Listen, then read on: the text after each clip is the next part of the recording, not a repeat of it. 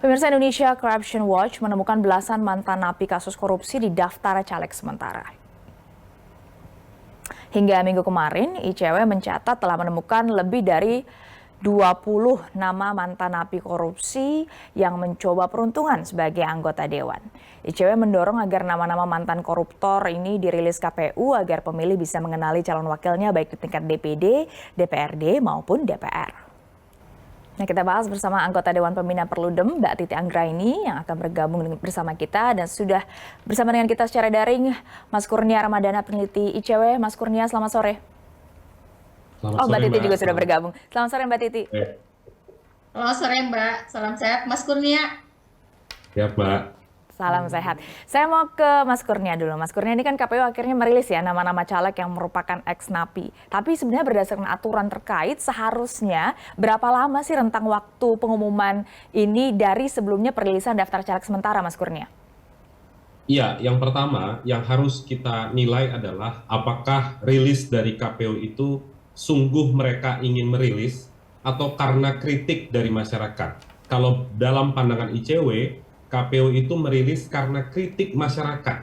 Sebab kalau mereka ingin melansir data-data itu sejak jauh-jauh hari ketika mereka melaunching daftar calon sementara, mereka rilis tersebut. Namun ketika kami Koalisi Masyarakat Sipil melansir data itu, beragam respon masyarakat yang mayoritas mengkritik Komisi Pemilihan Umum Republik Indonesia karena KPU Republik Indonesia itu telah mengingkari hak asasi pemilih.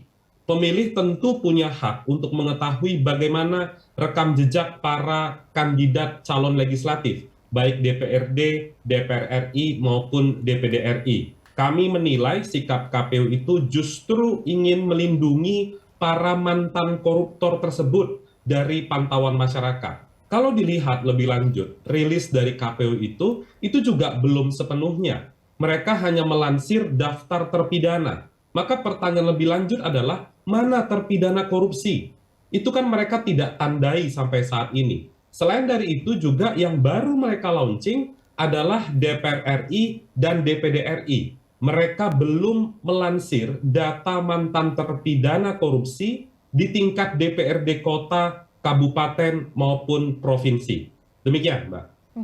Jadi sebenarnya kalau aturannya adakah, Mas Kurnia, soal harusnya seminggu setelah daftar sementara ini dirilis, langsung dirilis juga sebenarnya mana yang mantan napi, mana yang bukan? Ya, semestinya Komisi Pemilihan Umum itu memahami. Mereka kan meminta tanggapan dari masyarakat. Maka pertanyaan lebih lanjutnya adalah, apa basis tanggapan masyarakat? Kita tidak berbicara pada konteks status hukum mereka. Mari kita bicara wilayah yang lebih dasar, daftar riwayat hidup.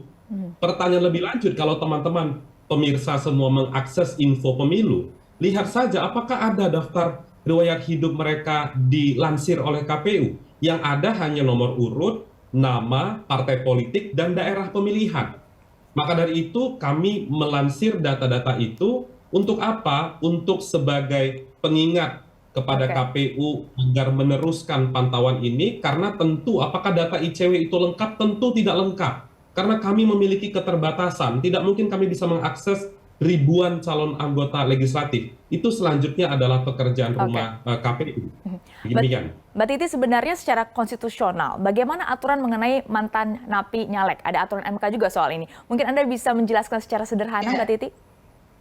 Iya, harapan kita tentu saja kalau mantan terpidana korupsi itu mestinya tidak dicalonkan lagi ya, karena bagaimanapun mereka sudah mengkhianati kepercayaan pengelolaan keuangan, negara sumpah janji, komitmen kepada publik, pelayanan publik, dan seterusnya. Jadi kerugiannya itu adalah kerugian terhadap hajat hidup orang banyak. Tetapi memang putusan Mahkamah Konstitusi, dan ini pun sebenarnya koreksi ya atas putusan terdahulu, membolehkan dengan 3 syarat. Pertama, ada masa jeda 5 tahun setelah yang bersangkutan bebas penuh menjalani hukumannya. Jadi bukan lagi percobaan bebas bersyarat, tetapi 5 tahun setelah bebas penuh. Kedua adalah menyatakan secara jujur dan terbuka bahwa dirinya adalah mantan terpidana. Yang ketiga adalah bukan pelaku tindak pidana berulang-ulang. Ini bagi pelaku tindak pidana yang ancaman hukumannya 5 tahun atau lebih. korupsi itu ancaman hukumannya adalah maksimal 20 tahun. Jadi pasti masuk ke sana. Nah, ini berlaku kumulatif. Tapi tadi saya ingin merespon ya komentar Mas Kurnia soal intensi dan atensi KPU. Ketika KPU tidak mengumumkan daftar riwayat hidup, kalau kita telusuri balik ke belakang, putusan Mahkamah Konstitusi yang menyaratkan masa jeda 5 tahun itu ternyata didistorsi, dikurangi oleh KPU dengan menyatakan jeda 5 tahun itu bisa disimpangi kalau si mantan terpidana itu mendapatkan pidana tambahan pencabutan hak politik yang kurang dari 5 tahun. Jadi kalau dia dapat pidana tambahan pencabutan hak politik contoh 3 tahun, maka dia tidak perlu menunggu masa jeda 5 tahun. Ini di Cukup PKPU jedanya nomor 3 10 tahun dan saja. 11 tahun 2023 ya Mbak Titi ya? Betul sekali. Yang sekarang sedang Mas Kurnia dan kawan-kawan uji di Mahkamah Agung. Kita sudah dapat kabar gembira soal keterwakilan perempuan dan kita sedang menunggu kabar gembira berikutnya soal pengujian peraturan KPU nomor 10 dan 11 ini. Nah, ini yang kemudian menjadi sesuatu yang kita pertanyakan. Mengapa institusi organ penyelenggara perhelatan demokrasi justru memberi ruang yang lebih leluasa bagi orang-orang yang pernah bermasalah hukum untuk dicalonkan. Dan kalau Mas Kurnia bisa cerita, yang pidana tambahan pencabutan hak politik itu mayoritas kurang dari 5 tahun. Dan mayoritas itu adalah untuk tindak pidana korupsi. Nah, ini yang membuat kita, kalau kita runut lagi sekarang, menolak mengumumkan riwayat hidup. Logika saja tadi sudah disebutkan, katanya minta masukan, tetapi yang diumumkan hanya nama, foto, nomor urut, dapil. Riwayat hidup yang diserahkan tidak dipublikasikan. Katanya itu informasi rahasia, informasi pribadi. Mohon maaf ya, kalau informasi itu kan informasi, sementara riwayat hidup itu dokumen. Nah, dokumen itu informasinya banyak. Jangan sampai satu informasi yang dikecualikan, lalu kemudian menyetarakan semua informasi lain dalam dokumen yang namanya riwayat hidup. Kadang-kadang saya perhatikan anggota KPU ini terlalu fasih menyebut pasal, menyebut undang-undang, kerahasiaan informasi yang dikecualikan, informasi pribadi, tetapi tidak menyebutkan alasan yang kontekstual dan akuntabel. Jadi seolah-olah kita nih kalau mereka menyebut pasal, kita disuruh setuju saja gitu ya. Nah, ini juga tidak baik nih pembelajarannya bagi publik ya. Dan ini harus jadi koreksi buat KPU kita. Iya, saya mau perdalam tadi tentang PKPU nomor 10 dan 11 tahun 2023. Mungkin Mbak Titi bisa menjelaskan kepada kami sebenarnya apa esensi sehingga harus ada sebenarnya jeda 5 tahun usai selesai masa hukuman. Iya, sebelumnya bahkan tidak ada masa jeda, Mbak. Masa jeda itu karena ICW dan Perludem menguji ke Mahkamah Konstitusi, menguji undang-undang pilkada dan yang terakhir undang-undang pemilu kita. Ada sejumlah putusan 87 2022, putusan 12 2023. Apa esensinya, dan Mbak juga Titi? Nah, esensinya adalah kenapa masa jeda 5 tahun itu untuk melihat bagaimana perilaku dan adaptasi sosial mereka, apakah mereka betul-betul berubah ketika beradaptasi ke masyarakat. 5 tahun itu diharapkan masyarakat bisa menilai kesungguhan, ketulusan mereka untuk kembali menjadi warga masyarakat yang betul-betul misalnya layak kemudian mencalon kembali dan dipilih. Walaupun kami mintanya tidak masa jeda 5 tahun ya Mbak ya. Kami pada waktu itu mintanya masa jedanya 10 tahun.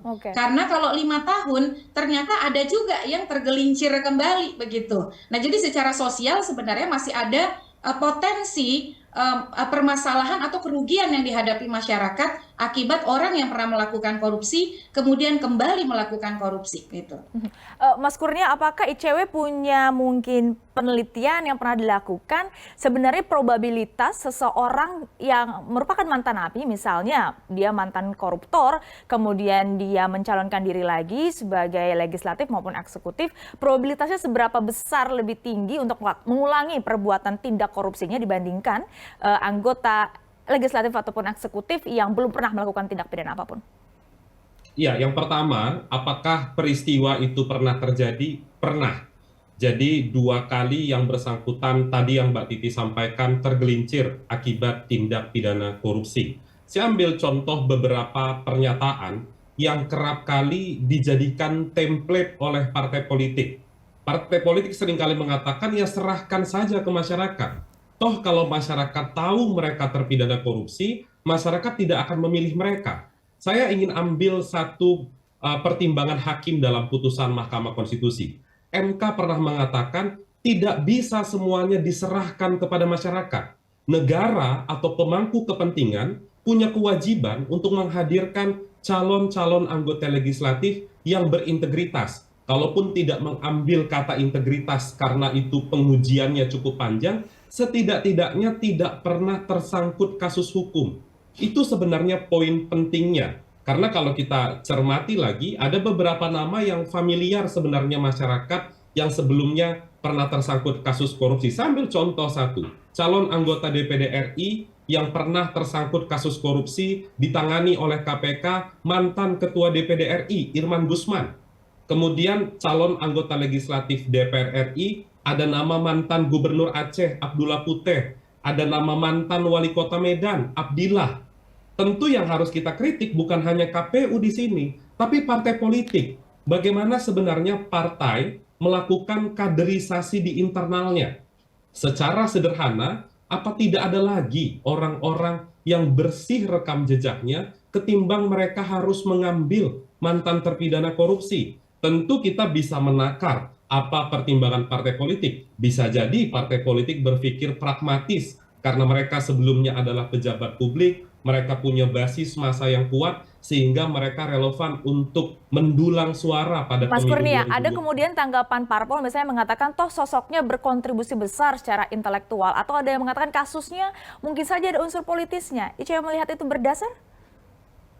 Kalau dalam konteks unsur politik, tentu itu terbantahkan kalau ada putusan yang berkekuatan hukum tetap. Ada juga beberapa struktural partai politik, saya ambil contoh deh misalnya yang sudah konkret. Sekjen PDIP, Hasto Kristianto. Apa kata Hasto 2023 beberapa waktu yang lalu? Mereka ada iktikat baik mau berubah. Saya tadi siang baru konferensi pers di ICW, saya coba cari rekam jejak Sekjen PDIP beberapa tahun yang lalu. Tahun 2018 dan 2019, PDIP konsisten mengatakan tidak mendukung pencalekan mantan koruptor. Oke. Kenapa tiba-tiba berubah di tahun 2023? Itu yang menjadi pertanyaan kita. Yang jelas, para terpidana korupsi itu, terutama yang dari sektor politik, mereka pernah diberikan kepercayaan oleh masyarakat dan mereka hianati. Tidak ada perdebatan lagi karena perdebatan sudah selesai di ruang persidangan. Demikian, Mbak. Mungkin lain kali bisa kita undang juga perwakilan dari partai politik untuk memberikan jawaban, tapi tentu kita harapkan komitmen dari partai politik untuk memberantas korupsi. Waktu kita sangat terbatas, tapi terima kasih Mbak Titi dan juga Mas Kurnia sudah bergabung bersama Berita Satu Utama.